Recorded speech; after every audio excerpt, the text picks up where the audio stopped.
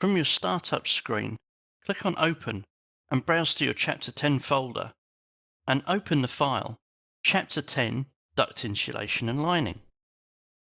My three most frequently asked questions about ducts are, and in no particular order: 1. Can I add insulation or lining to a placeholder duct? The answer to that is no. A placeholder duct cannot have insulation or lining added to it. This is a feature of the program.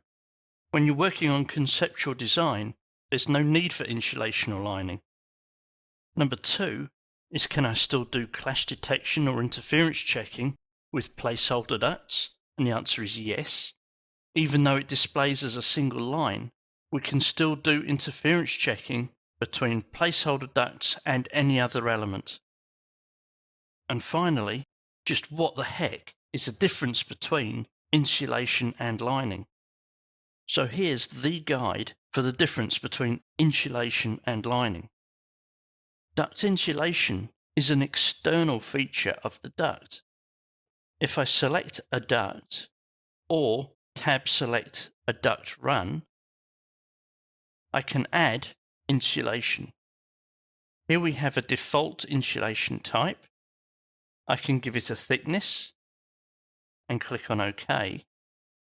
And as you can see in the plan, we now have insulation around the outside of the duct.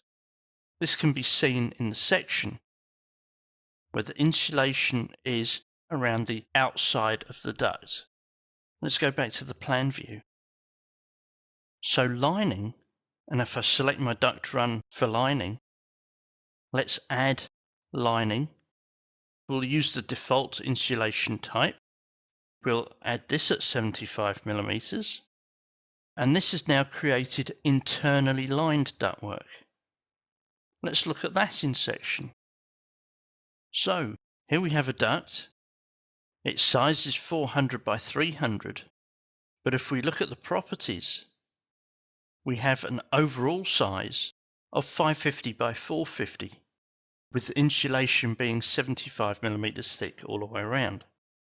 If I select the other duct and scroll down, our 600 by 300 duct is still 600 by 300. The overall size is 600 by 300, but the free size is 450 by 150 because we have a 75 millimeter lining.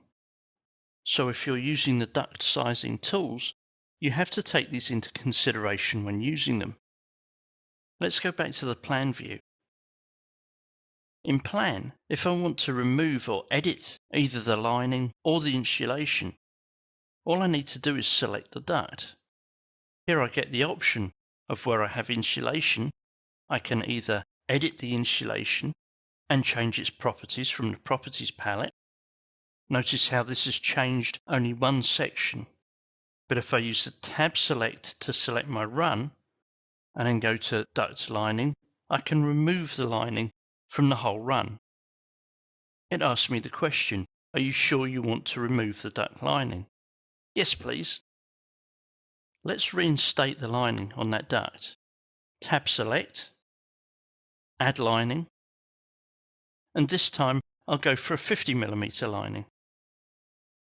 We can use all sorts of filters and graphic overrides to display the lining, the insulation, and the associated ductwork in any way we choose. All of this can be done through visibility graphics. So if I scroll down in visibility graphics, here you can see that I've got duct linings and I've got duct insulations.